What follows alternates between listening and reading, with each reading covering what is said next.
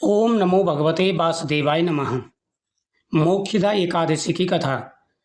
श्री युधिष्ठिर ने कहा कि भगवान, आप तीनों लोकों के स्वामी, सबको सुख देने वाले और जगत के पति हैं। मैं आपको नमस्कार करता हूँ। हे देव, आप सबके हितैषी हैं, अतः मेरे संशय को दूर करके मुझे बताइए, मार्गशीर्ष शुक्ल एकादशी का क्या नाम है? उस दिन कौन से देवता की पूजा की जाती है और क्या विधि है?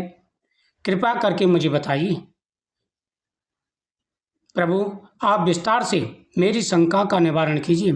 यह सुनकर भक्त वत्सल श्री कृष्ण जी कहने लगे, हे धर्मराज युधिष्ठिर, तुमने बहुत ही उत्तम प्रश्न किया है। इसके सुनने से तुम्हारा यश संसार में फैलेगा और ध्यान से एकादशी की कथा का श्रवण करो। मार्गशीर्ष शुक्ल एकादशी का नाम मोक्षदा है। उस दिन दामोदर भगवान की धूप दीप नैवेद्य आदि से भक्ति पूर्वक पूजा करनी चाहिए। अब इस विषय में एक पुराणों की कथा कहता हूँ, तुम ध्यान देकर सुनो। इस एकादशी के व्रत के प्रभाव से नरक में गए हुए माता पिता पुत्रादि को स्वर्ग की प्राप्ति होती है।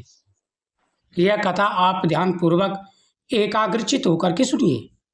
गोकुल नाम के नगर में वैखानस नाम का एक राजा राज्य करता था। उसके राज्य में चारों वेदों के ज्ञाता ब्राह्मण रहते थे। वह राजा अपनी प्रजा का पुत्रवत पालन करता था। एक समय रात्रि को सोते समय राजा ने स्वप्न में देखा कि उसका पिता नरक में पड़ा हुआ है और वह बहुत दुख पा रहा है।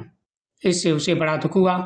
प्रातः होते ही विद्वान ब्राह्मणों के पास जा अपनी स्वप्न कथा कहने लगा। मैंने अपने पिता को नरक में पड़ा देखा है और उन्होंने मुझसे कहा, हे पुत्र, मैं नरक में पड़ा हूँ, यहाँ से तुम किसी प्रकार मेरी मुक्ति करो। जब से उनके ये वचन मैंने सुने हैं, मेरा चित्त बड़ा शांत हो रहा है। मुझे इस राज्य, धन, पुत्र, स्त्री, हाथी, घोड़े आदि में कुछ भी सुख प्रतीत नहीं होता। अब मैं क्या करूं, कहाँ जाऊं? इस दुख के कारण मेरा सारा शरीर जल रहा है। अब आप कृपा करके कोई तप, दान, व्रत आदि ऐसा उपाय बताइए जिससे मेरे पिता की मुक्ति हो जाए।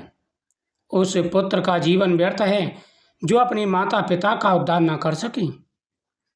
एक उत्तम पुत्र जो अपने माता पिता तथा पूर्वजों का उद्धार करता है, वह 1000 मूर्ख पुत्रों से अच्छा है। जैसे एक चंद्रमा सारे जगत में प्रकाश कर देता है, परंतु हजारों तारे नहीं कर पाते।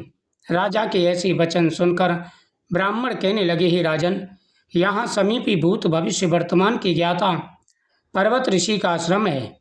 आपके प्रश्नों का उत्तर वे ही भली भांति दे सकते हैं। तुम उनके पास जाओ। ऐसा सुनकर राजा मुनि के आश्रम पर गया। उस आश्रम में अनेकों शांत चित्त योगी और मुनि तपस्या कर रहे थे। उसी जगह चारों वेदों के ज्ञाता साक्षात ब्रह्मा के समान पर्वत मुनि बैठे थे। राजा ने वहां जाकर उनको साष्टांग प्रणाम किया। पर्वत मुनि ने राजा से कुशल खेम पूछी। राजा ने कहा, महाराज, आपकी कृपा से मेरे राज्य में सब कुछ कुशल है, परंतु अकस्मात एक विघ्न आ गया है जिससे मेरे चित्त में अत्यंत अशांति हो रही है। हे प्रभु, ऐसा सुनकर पर्वत मुनि ने एक क्षण के लिए अपनी आंखें बंद की और भूत भविष्य को विचारने लगा। इस प्रकार राजा ने हाथ जोड़ के कहा, प्रभु, मेरे इस विघ्न को दूर कीजिए। इस वजह से मैं बड़ा दुखी और परेशान हूँ। राजा की जब ऐसी बातें पर्वत मुनि ने सुनी तो उन्होंने क्षण भर के लिए आंखें बंद की।